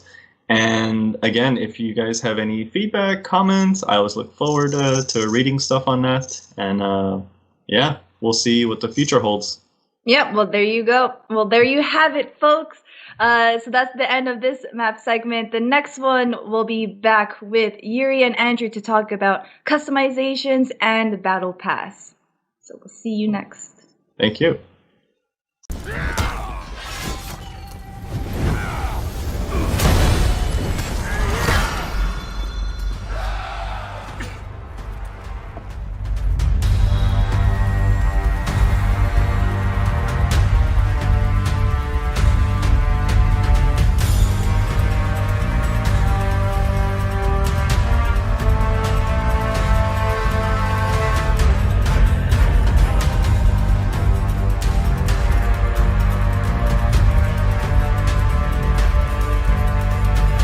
Ladies and gentlemen, we are joined now with two very special guests for the last but not least segment of the show. And those two very special guests are Mr. Andrew Im, art director on For Honor and special effects artist. Always a pleasure to have this gentleman on, Yuri Flammenbaum. It's always entertaining with you boys. So how are you guys today? It's going pretty great. How about you, Mike? How are you? I'm doing excellent. I just want to get talking about the realization of the game, the customization, and this is what we're going to get into, guys. I know that back at home we've had a long show and we've got a lot still to cover in terms of customization stuff. So let's first start off with the realization. Again, we spoke about the key art Mayhem. This was made by Theoretical Part, two artists, as we said at the top of the show, Boris and Daria. Great job, and you guys decided to integrate that within the game. Isn't that correct, Yuri? Yeah, so we're going to keep up with what we've been doing the entire year. So like we've always been taking their art and integrating it into our menus. So we're going to get pretty much the same thing, but with a very fun 3D treatment here. The way the clouds move, the effects team did a very, very good job with it. I think it's even the intro, like when the menu loads up, there's like sort of like this layering effect. It's actually very, very fun. So I hope you guys enjoy it. Sorry, I muted myself there for a second, but that's fine. Let's head into the world map here as well. You know, when we talk about the battle between Horkos and now what we know is the Chimera Alliance, we see this kind of materializing itself on the world map as well. Yeah, so like we're trying to keep up with the story, but illustrating it in the world map. So right now what we're seeing is the Horkos army is dwindling a little bit. They're scattering a little bit around. We still get the statues that are destroyed and scattered over the map. But now we actually see some of the resistance firing back at the Horkos. So it's just basically the story of them trying to regain their land. Excellent, excellent. And then after that, we head into the face-off. Of course, this plays off of the key art as well. And you guys obviously made. There's a little bit of an eclipse going on. Maybe that's foreshadowed to something. I don't know. But that being said, how fun or how difficult? Well, I know that it's fun because you keep coming and you keep saying that it's great. But how difficult is it, to try to adapt this and try to make it living within, the context of, it's an external artwork that's coming into the game? Yeah, there's obviously some back and forth that we have to do with the artist to figure out what we need and how we're going to do it. There's a bit of brainstorming involved, and there are some like puzzles that we have to fix to make sure that this all works well. But each one came with their own challenges, and yeah, we're very happy with this result right now. Yeah, and huge shout out to your team to make this happen. It looks really great. I guess now we can head into the customization. So Andrew, of course, the art director that always gives us a great show, Mr. Soon himself. What can we tell? What can you tell me about? Let's get into the new hero, Gryphon, of course. That was different in terms of coming up with this customization. Of course. Well, basically, our well-known hero Holden Cross is back. I mean, heart of the lion with the piercing eye of an eagle. He's now Gryphon. I'm extremely excited because he's one of the well-known hero, and we've been knowing him for like beginning, and he's one of the living history in the world of For Honor. Yeah, that's very true. He was obviously one of the For Honor OGs, first of all, like you said, being part of history and having such a different type of background with so much experience in a multitude of different factions, different legions, as the Blackstone Legion at first, and after that, the Order of the Lawbringers. And now he's being a mercenary and, as we know at the top of the show, a polyglot character that speaks different languages because of his experience in different factions. So how does that translate to his armor set and the customization that we can take a look at? Yeah, as dramatic as life was and is the creation of the character was super fun and exciting. Of course, there were extreme challenges for following as well. I mean, through the armor sets and the variations, I wish the players to join his journey and experience the variety of cultures and people that he met during his travel. Like, his origin might be knight, but then Gryphon's armor represent the world and the cultures that unites to fight back the evil. I think that says enough, but let's dive into the armor design. Let's do it. Okay, so first set is a default one when he starts the journey as a stranger. And nowadays, the region would be around the Eastern Europe. The inspiration coming from the Dacian armors. And we use this armor as a default because it's different enough, but it's also close enough to see his armor transformation from the original one, the Lawbringer. Of course, we adopted same method as a Warmonger armor customization, so player will be able to have more option, meaning cape on, and of course on the back is the cape off. And also different arm designs and the facial, not expression, but the facial, the beards. So first one that you can kind of see is the one with the kind of older version of a Holden Cross, and second one is definitely inspired by the Yuri's beard. Yeah, it's like looking to the future for me, honestly. Right. Well, second variation theme is the traveler. So after he left his hometown, he's been wandering around. So as you can see, aesthetically, fabrics are patched and hairs and beards are not trimmed. But his scale armor's designs are very edgy and strong, and it's a bit more advanced version of for the protections. And as you can see on the side, it's not showing right here, but on the right side from the image, he carries a Draconite. Yeah, that's this.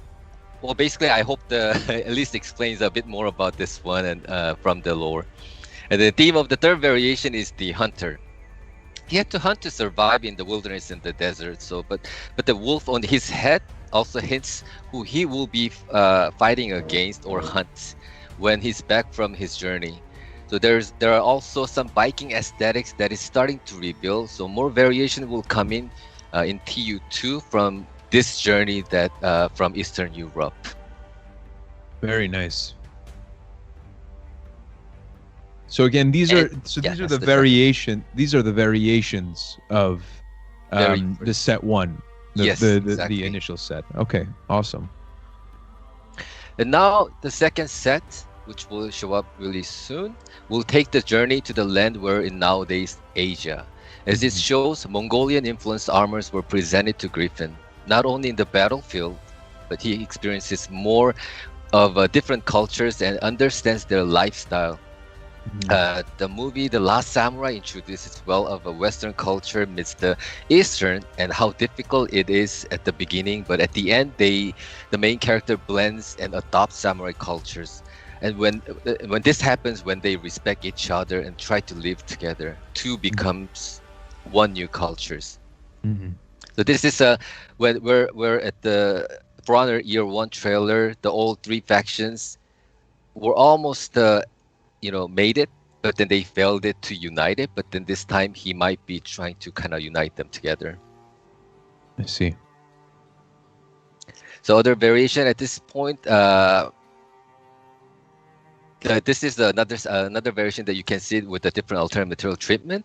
And other variation, this one at this point, Gryphon meets the new culture is the culture of a Korean. The scaled armors are unique points.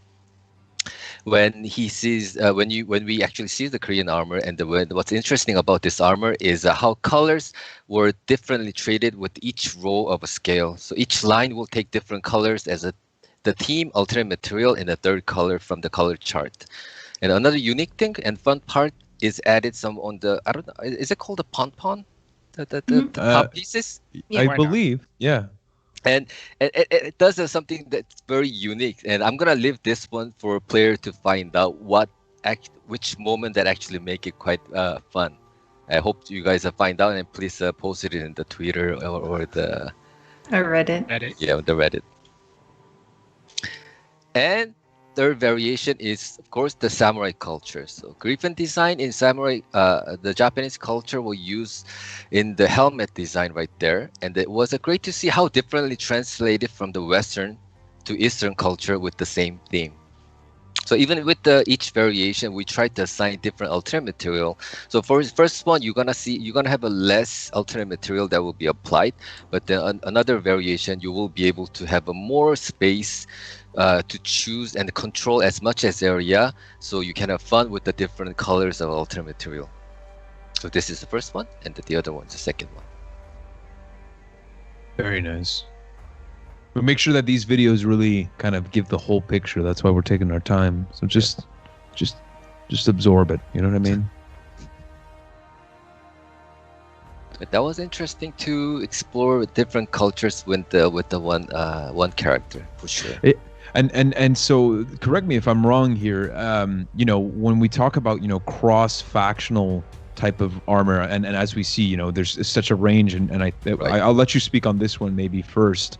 I'll come back to my question. Yeah, I mean, this one is, of course, you can see it is it's inspired by the Greek. Well, since this is the kind of closest time from his journey, so his previous armor kind of remains within the design to give a hint of the periodic order of his journey, and it has a very distinct design of Greek armors, like how the ornament on the helmet and the cape, of course, is on and off. It's a well protected all over. At the same time, it's a bare feet to attract the gladiator for sure. And for our Greek players, if you really want to stay true to their homeland, it's Elada. If you want to say that, Elada is Greece, I believe. Elada. Okay. Beautiful. Elada. And this is another variation coming from the first one, and this one is well, basically it's kind of pimped up version that he still had some money in the pocket, I guess. So he's adding a lot of engravings and Love it. nice ornamentations. And it's just the bling bling version of previous ones. And of course, another quite cool thing is that his visor is kind of open, something that we wanted to try out. And also that was not possible before, but then now since we placed the ornament on the shoulder, this is happening.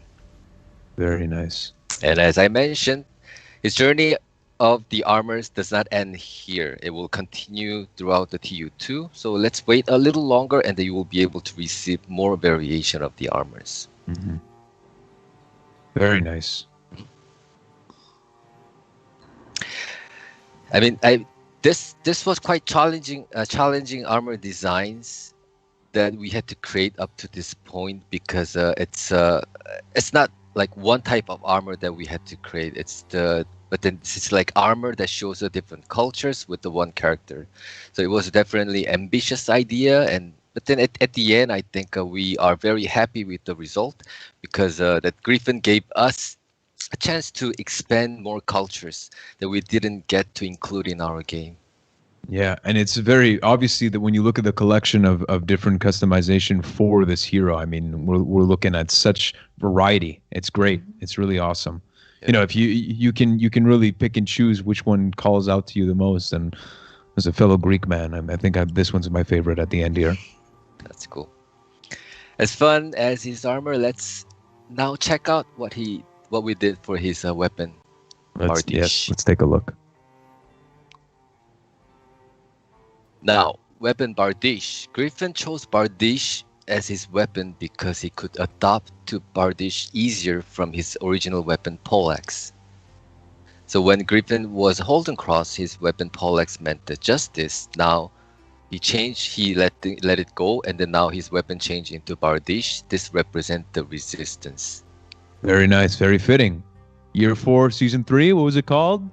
That's right, Resistance. So it fits perfectly. Perfectly. Yep. And this weapon gives the contrast from the weapon of Warmonger, Flamberge. When the Flamberge had a fancy detailed shapes, now Bardiche is a very simple, rough, and the wild, which showcase from his basic shape. I mean, of course, like as we applied in the armor design, we also tried to see if this Bardiche was we wanted to kind of question. We were questioning ourselves that how would it be translated if this was created by the different cultures. So higher the weapon progresses, the more diverse design that you will be able to equip, and of course you can kind of mix and match with the different cultures to create different taste of your fashion. It's beautiful.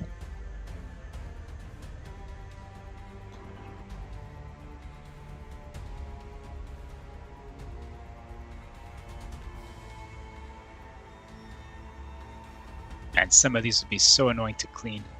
Oh, for sure. For sure. Must be like your beard a little bit, you know? It looks worse on video than it is in real life. Hey, look at me. Look at my facial hair. It's nothing to say here. You started that in March, didn't you? Actually, I started it when I was 16, but thank you for asking. Well, of course, again, a fantastic job from the Chengdu studio, from the design to the modeling, and they did a fantastic job. This is one of the unicorn absolutely. best ones, hands down. Yeah, these are sick.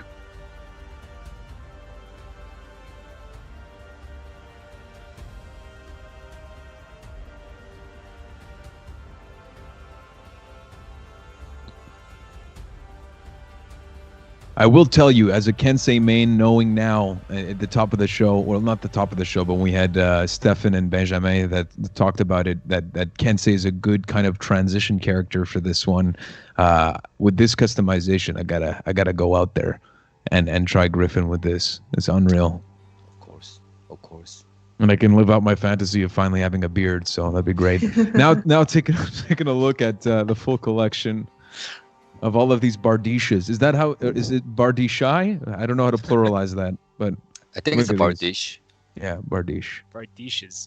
It's like shrimp. No shrimps, right? Look at this. Oh my. Beautiful.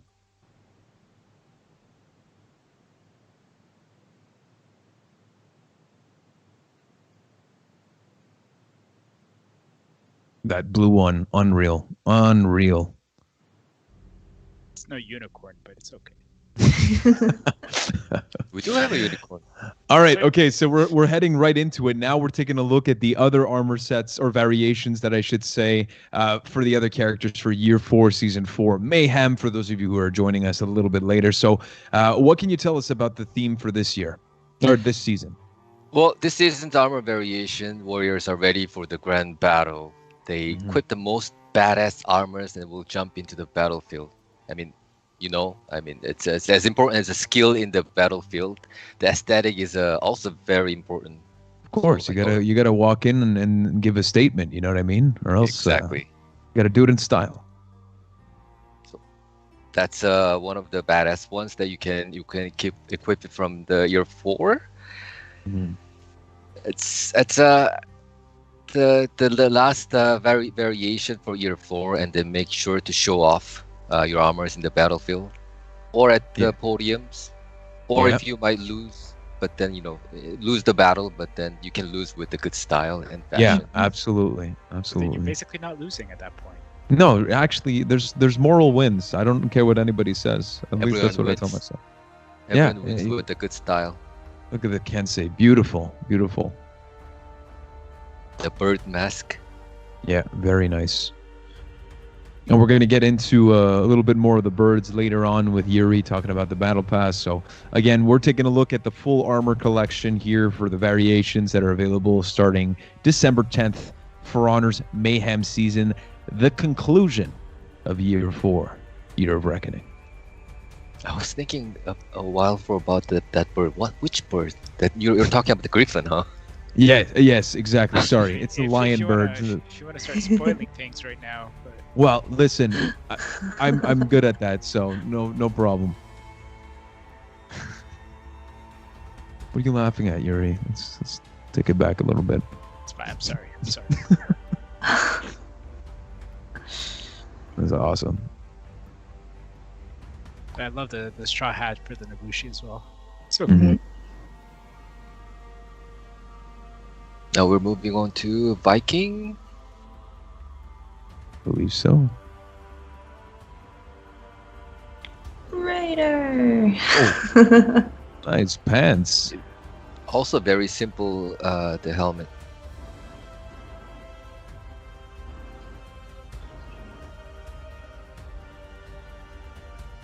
Clean. Berserker. Nice little head nod. All getting ready for the battle. Yeah, 100%. The Yorumund. Oh, That is one strong looking feller.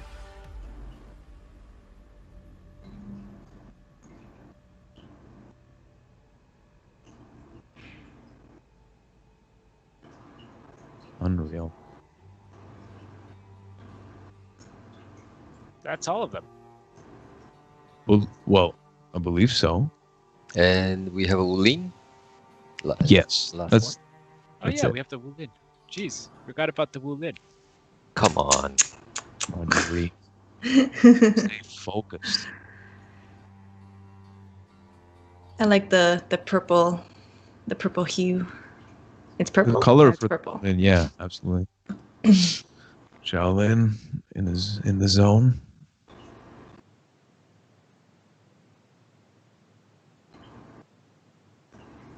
And Lucia and JJ. JJ just ready to go. You could just tell. Print. You know, it's serious. You're a huge fan of leopard print, eh? I can tell. Yeah, that's in my bedroom. Finally, Zanhu with the. Oh, that's a scary ass mask. Yeah. Unreal. Nice. So I think we have one last surprise when it Yeah, comes to I think so. customization. At least I Of think course. Do we? Of course. potentially. I think, Maybe. and I think Clarissa might really enjoy it for a reason or another. Well, So we let's take a look. teased it a bit in the Gryphon trailer as well. Actually. Yes, that's true. That's true. Hype. So there's the full collection of the armor variations for, again, Year 4, Season 4 Mayhem, which starts December 10th. Now we go into the surprise. Let me introduce our beloved character with the not too crazy smile, Clarissa's main, Shaman. Beautiful. Well, So basically, what we did have you, a new. sorry, Yeah. I didn't mean to interrupt. I was just going to ask and set Go you ahead. up. What did you guys try to accomplish with this new set for the Shaman? Well, let me ask Clarissa. We have a new design of Shaman in this season, and she looks. I like to get the feedback. Well, I love her hair because that's one thing. Because a lot of shamans customizations have a lot of shaved sides or just like different sorts of shaved heads and such. Oh yeah, and braids too. And what's really cool, at least with the full hair with no shaved, is I'm sure players who aren't really a fan of the shaved sides or whatever. I mean, I personally love the shaved sides. I keep saying shaved a lot, but I don't know how else to describe it. I mean, we gave that's the thing. We tried to give a different taste of it. Yeah. Actually, to come back to the whole year 4 year 1 DLC characters that we release is they have a specific role for scouting for the narrative wise. As I discussed with Elise, for the narrative, it's to unite each faction to the group up and to fight back the Holocaust. We need someone from each faction to deliver the message. For Knight, it was the Centurion. For Samurai, it was Aramusha. And for Viking, of course, it's Shaman. She's the best for the communication. But for the point, like we focus shamanistic visual, as Clarissa said it. So for the most of the armor, but this time we toned down a little bit on the wild side and provided a bit more calmer armor design. So most materials is still the leather, but we added the fur at the trim, so the design gets a bit cleaner. And of course, she still has enough elements to remind her character as a shaman. Excellent. I mean, I never actually used this character because my fighting style never fits as a assassin. But now with this look, maybe I'm willing to change my fight style. It's very clean. Unreal. So that leads us in. That does it for the armor variations as well. The new set for the Shaman for Year 4 Season 4. And now we're heading into the Battle Pass, obviously a new one for this season. So Yuri, I think we're going to come to you last. I just realized that we're going to go into the weapons from the pass first. Fine. So Andrew... I'll just sit here. And... Yeah, exactly, as you normally do. Let's talk about the Battle Pass, and obviously we're looking at something that's very unique and Gryphon-esque, if I should say, for the Battle Pass. What can you tell us about these weapons in particular in the collection that players will have the chance to purchase if they would like? Yuri, if you want to jump in anytime, just let me know. No, I'm gonna do the introduction. Well, basically, for this Battle Pass weapon, there were 3 themes of this weapon sets, which are the Renaissance, Invention, and the Revenge. I mean, throughout the Season 15, we witnessed the Resistance try to fight back the Holocaust, which is a Warmonger's army. If you have followed all the events that was keep going on from the Season 15, it will be a bit more clearer. The Resistance tried to use a forged weapon to fight back, but it was still not enough. I don't know if you guys remember, but the Ilma, the blacksmith, brings the final weapon. She will bring the final weapon this season to fight back the Holocaust. And the aesthetic designs were kind of inspired by the culture that was known as a Neo-Victorian, which we know more as with the steampunk. Neo-Victorian, which is inspired by the steampunk aesthetically, and has so many new elements such as gears and fine patterns that shows its new age, which is Renaissance. And so it's a little bit. Yeah, go ahead. Sorry, it's a little bit of like a development, if I can say it that way, in terms of the way that they're forging weapons now. Yes. It's like almost like a new methodology that allows them to have this new look and maybe more effective weapons, if you could say it that way. Well, it's still not the same actually, weapon. But you know what I mean, like because it like doesn't innovative. have the mechanism of it. Yeah, exactly. We wanted to kind of aesthetically, visually explain to the player that okay, something new has been arrived, and then we are creating something different. So. Again, to be clear, the weapon set does not have the mechanism of a steampunk, but it's to convey the idea that's a new attempt at that which was brought from the knowledge of Gryphon and the skills of Ilma, the blacksmith. And again, these were created by the helping each other.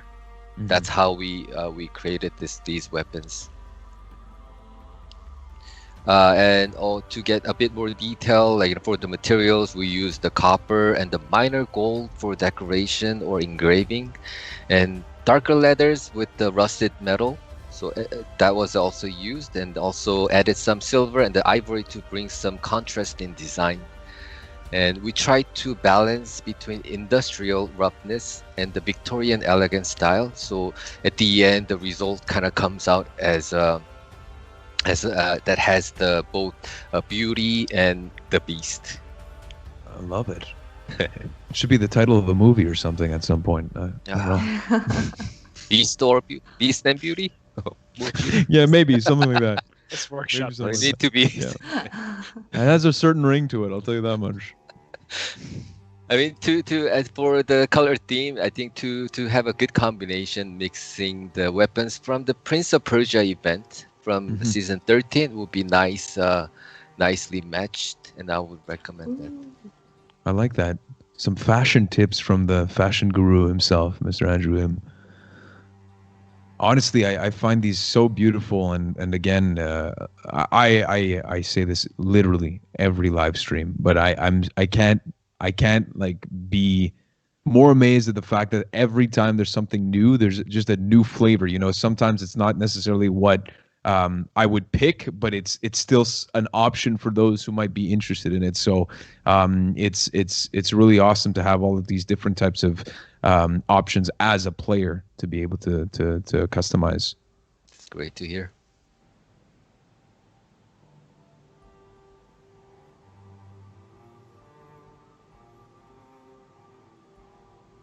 So I think we're going to head into the overview of the full collection as we normally do, so that you guys can take a look. I again going to remind for those of you who are joining a little bit late to the party, you're listening to the Year 4 Season 4 reveal stream For Honor. Mayhem starts next week, December 10th. And we're just taking a look at the Battle Pass weapons again. That's going to be available starting December 10th at the launch of the season. So this is the collection, steampunk themed, Renaissance. You have it, you name it, you got it. So Andrew, Yuri, we're going to finish off with the final elements of the Battle Pass, which are the there's outfits, there's ornaments. Yuri, what can you tell us more about the other elements of the Battle Pass? So it's my turn to talk. I'm so excited for that. So Year 4, Season 4 Battle Pass. So we have basically what we've been talking about this entire stream, Gryphon, with the Neo-Victorian elements that are sprinkled in. So a lot of the outfits and effects that we're going to have in the past are going to be involving those two elements. So we're going to see, for example, the battle outfit that's going to have a lot of unique shapes that are going to evoke sort of the unison of the factions coming together. We have the ornaments that are going to basically be shaped almost as if they're gears that are going to be placed on your characters. So that's also very interesting. We have the signature, which is going to be of the basically a blacksmith, so you get to see your character doing the blacksmith actions that you've seen all year. We have an execution that's going to be basically you throwing a bomb towards your enemy, or a bomb. I would say more like just a device that's been created in a very unique fashion to be in theme with our season. And then we have as well the effect, which is something very, very different that we haven't done before, which is going to be Gryphon. You're basically going to be wearing Gryphon. So you have the head of an eagle that shows up during your idle stance. And then during emotes and your executions, you're actually going to have wings that are going to sprout out, which, you know, everybody loves wings. So yeah, everything's going to be nestled in together. So this is actually the first time that we managed to get wings and a head, aside from a glacier one that we've done a while back that, you know, it's an older one. This is a much cooler version. But what's fun about this also is that we've done two versions of this effect. So you have the Chimera version and you have the Horkos version. Chimera being a lighter metal with red embers and glowing parts. And then you have a different metal for the Horkos, which is a darker metal with blue sparks and so on. So you get to choose what faction you want as well. Well, faction between Horkos and Chimera, you get to choose which one you want to represent with these effects. So you get to customize even further. They go really well with the weapons, I find, the whole gear vibes, and hopefully everybody enjoys this Battle Pass. Yeah, absolutely. And, taking a look at the weapon collection and again, these flagship items that come to mind, it all comes back down to the duality between the Chimera Alliance as well, or is it Chimera or Chimera? Chimera? I believe it's Chimera. I'm not sure. I apologize. That being said, it comes down to that duality between the Horkos and the Chimera Alliance. And so, guys, thank you so much. I know this was a bit of a loaded segment, but with good reason, because there was so much to cover. Always a pleasure to have you both on. Hope you enjoyed your time on the show. I do sometimes. All right. Okay, that's enough, Yuri. All right, guys, that's.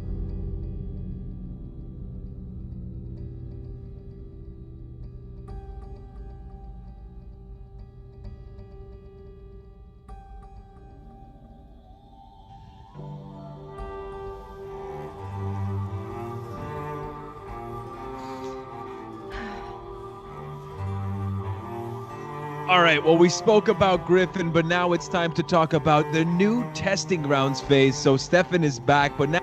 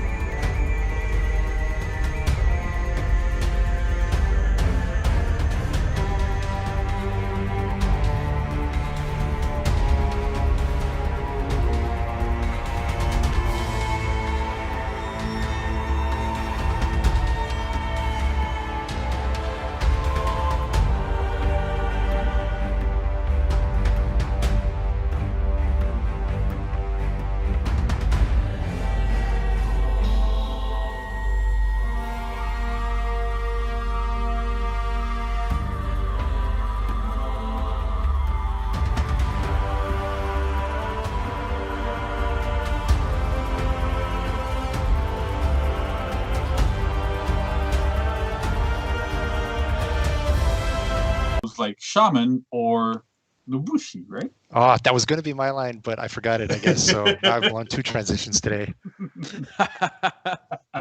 So yeah, Nobushi. Oh man, was Mike going to burn me there? I guess. I let yourself burn yourself there. Oh, that's right. Better. Self-burn. Okay, so Nobushi used to be a super strong character at the top of the meta. We nerfed a bunch of her timings. That kind of hurt her. CCU, her damage ended up at the board or slightly below for kind of the thing. So ends up not being meta at all. Basically, what we want to do is try to make some of her mix-ups start to work. Some of her timings start to be a little more beneficial towards her, so that she can really compete for can she take Kensei's job as chief laner or group fighter. Mm-hmm. All right, so let's look at what changes we've done. So we've done a few changes to hidden stance, also to our heavy finishers and the heavy stance hidden attack, the hidden stance heavy attacks rather. Some changes to zone attack, Cobra Strike, and Sidewinder. So let's look at that.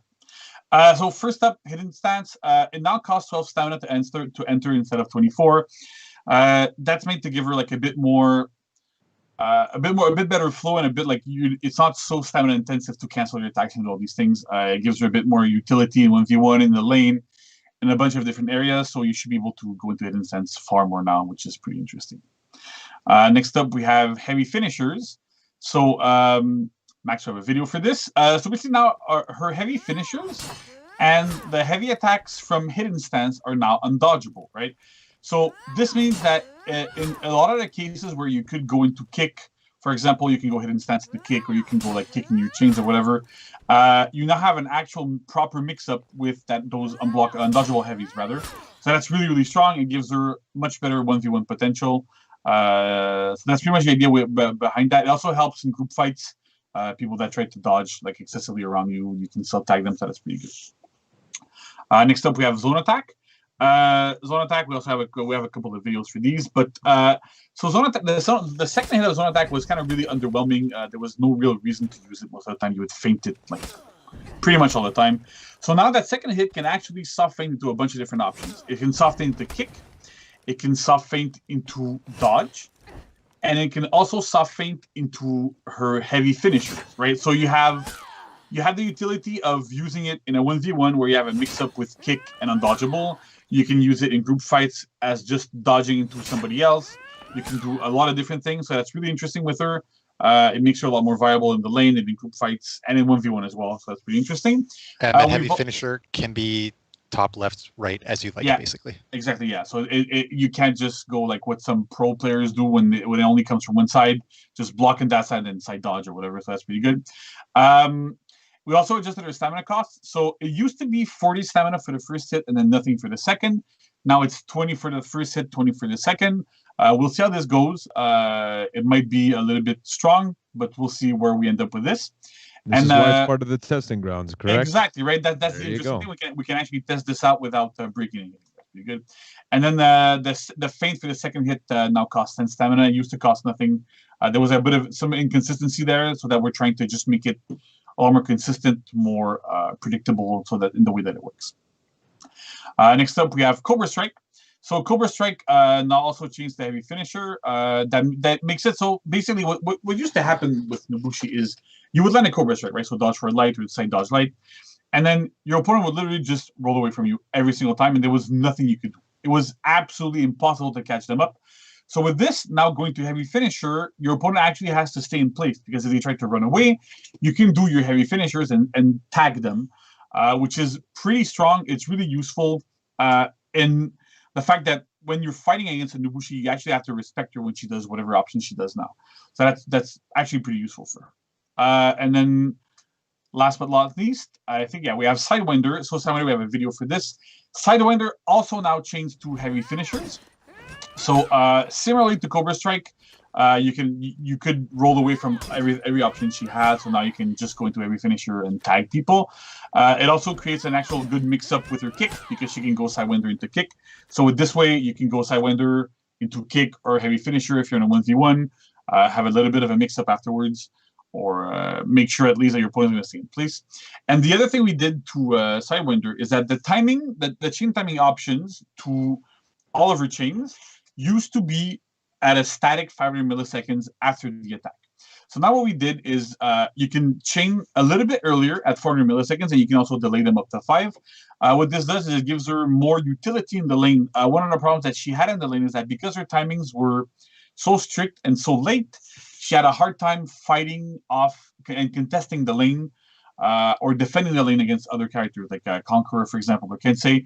They have like much better ways of controlling the lane. So with this, she should be able to come back into the lane and control it a lot more to make her much more viable in the lane. So that's it for Nobushi. Stefan, what do you expect is going to end up happening with Nobushi? I think it's going to be very interesting. She's got much more ability to lane and be safe in the lane, as you said. She's got some ability to actually make her mix-ups work and threaten, normal 1v1 or small group fight situation. So that's going to be interesting. You can't just straight up roll every time you see her go into hidden stance or after some of her other attacks. So there's going to be entire pieces of her kit that she never used that she will now attempt to use. So I think that's going to be great. Will she threaten for a Kensei spot? Will she go up to like JJ level? Where will she end up? We'll see. But as you said, she's got friends now with shamans all over the board. PKs being thought about at this point. The synergy is there. Great. All right. And then our last character we're going to be looking at, who's the guy I dream about being every night, Shigoki. So we're targeting some things for Shigoki. Stefan, what do you tell us about it? Shigoki is a strange character. Not super effective in Dominion or high-level play, mostly. Crushing newer players and weaker players because that's what it does. So right now we're going to try to bring down frustration for full population dual and Dominion type stuff.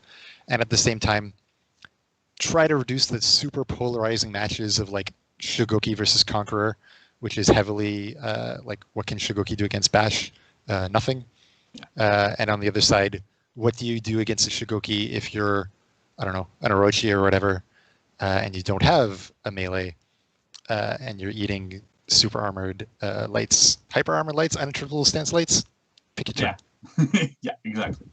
So let's look at what moves we're changing on Shigoki. So we're doing tweaks to his light attacks, to Demon Embrace, and we're giving him 2 new options. We're giving him a forward dodge attack and also a side dodge attack. So let's start up with light attacks. We have a little video for this. So his light attacks are no longer armored. They're still enhanced. They still have the rest of the properties. But as you can see in this video, he respects the Core Combat Update frame advantage rules. It also makes it so that you have to be a bit like you have to be a little more smarter when you play with Shigoki and just not mash lights constantly and be able to trade all the time.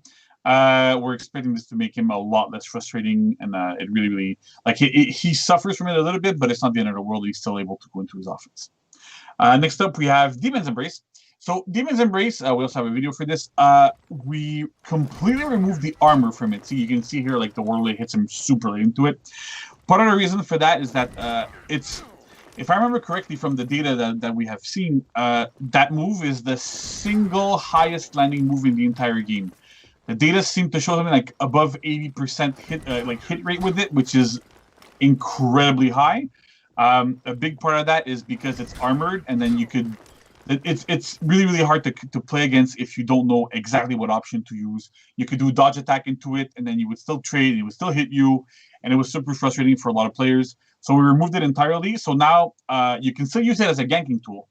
You're external, you do heavy into Demon's Embrace. You can still gank with it, still good, but it's not as strong as it used to be in 1v1. So you can't really rely on it as much. It'll still land, but it won't be like as powerful as it was. Another thing we did is also we lowered the recovery to 1500 milliseconds. It used to be 2000. And on top of that, you regain the ability to block at 1200 in this. So the mismatch there a little bit is so that we don't want people to use Demon's Embrace non-stop, like we see sometimes some Shigoki players doing. So the recovery is still a bit high. But being able to block at 1200 makes it so that beforehand you had players that could roll away and then do a dodge forward heavy and still tag you, or be out of stamina, do like forward step heavy and still tag you out of it. With this, you'll be at least able to block whatever they do. So you're a bit more safe when you use it, but you can't just spam it constantly. Yeah, you'll get punished, but you won't be like insanely punished or extra punished or double punished in the case of armor into hit in the recovery a second time. Yeah, that's it. So next up, we have new attacks. So now he has a dodge forward heavy. We have a little video for this. So dodge forward heavy basically uses what we had as a sprint attack animation. It's not armored like sprint is. It's literally just a dodge forward heavy. It catches rolls really well. Typically, from what we've seen, you can use it on reaction to somebody rolling and still catch them. So that's really strong. We know there's a little known issue right now in the testing grounds that's going to be fixed when the character releases if we still do that, which is it doesn't execute right now, but it should. So just keep that in mind. It's a little bug that we're going to fix. Put it in your surveys.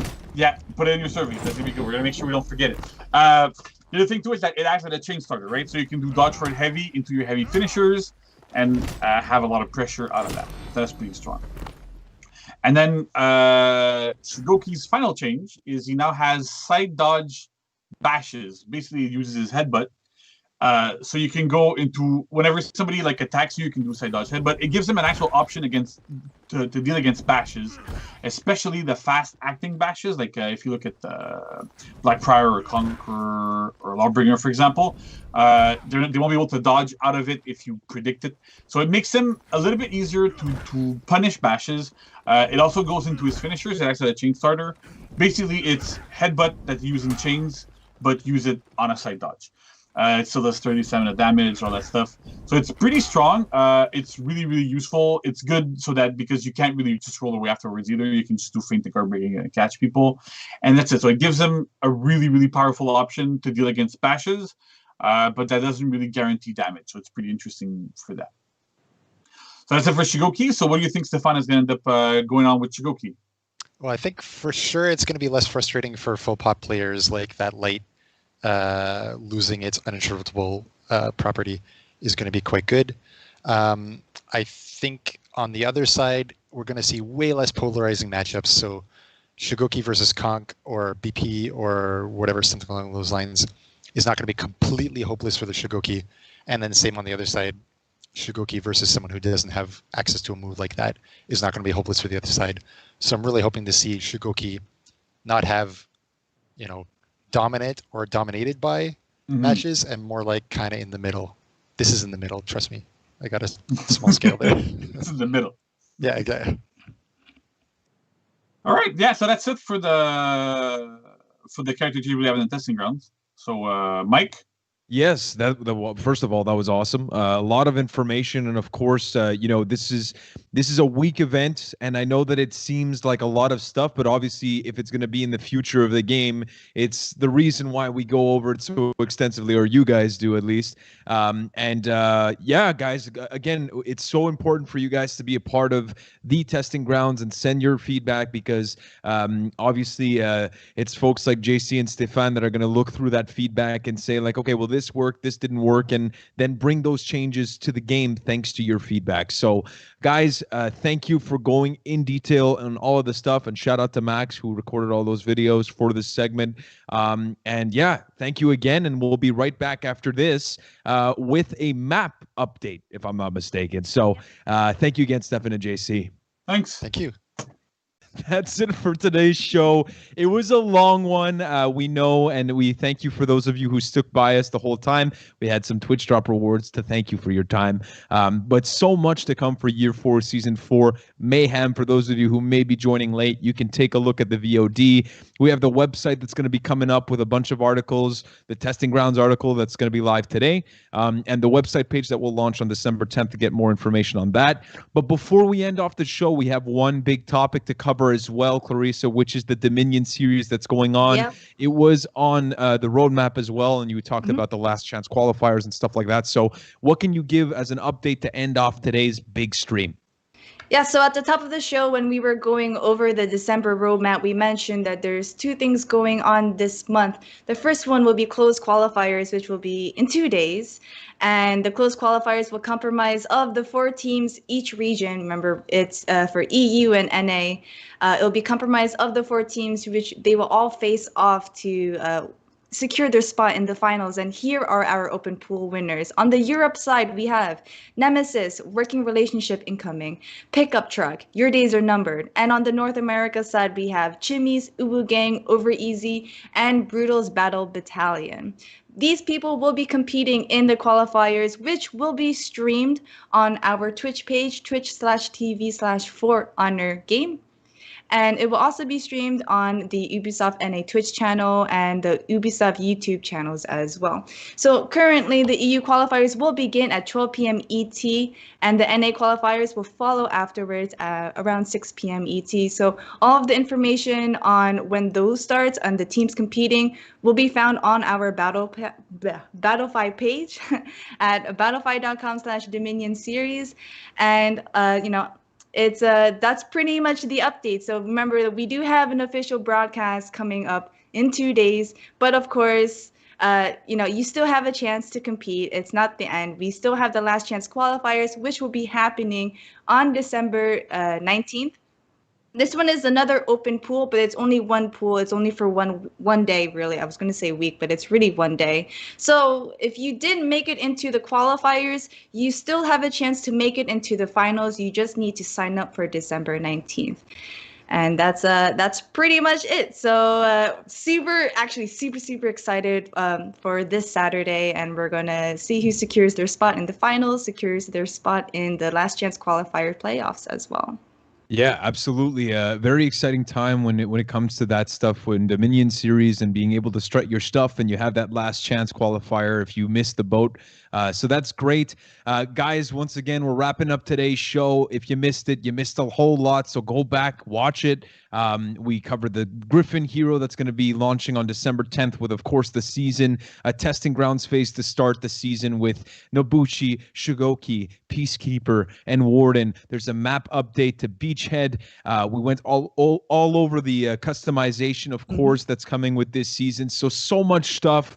And again, thank you for watching. If you did the whole time, we got that Twitch drop, those Twitch drop rewards that are activated. So please give that some time for the due process that's needed to get that to you, and all of the other stuff that's going on for streamers, and the Twitch drop directory for the whole season. So more information to come when it comes to this season on the website on December 10th. You can check out forhonorgame.com for that information. And that's pretty much it. And that's quite a bit, actually. So guys, on behalf of Clarissa, my shitty mustache, have a great time coming into this last season of Year of Reckoning. Mayhem begins December 10th. We'll see you next time. Take care.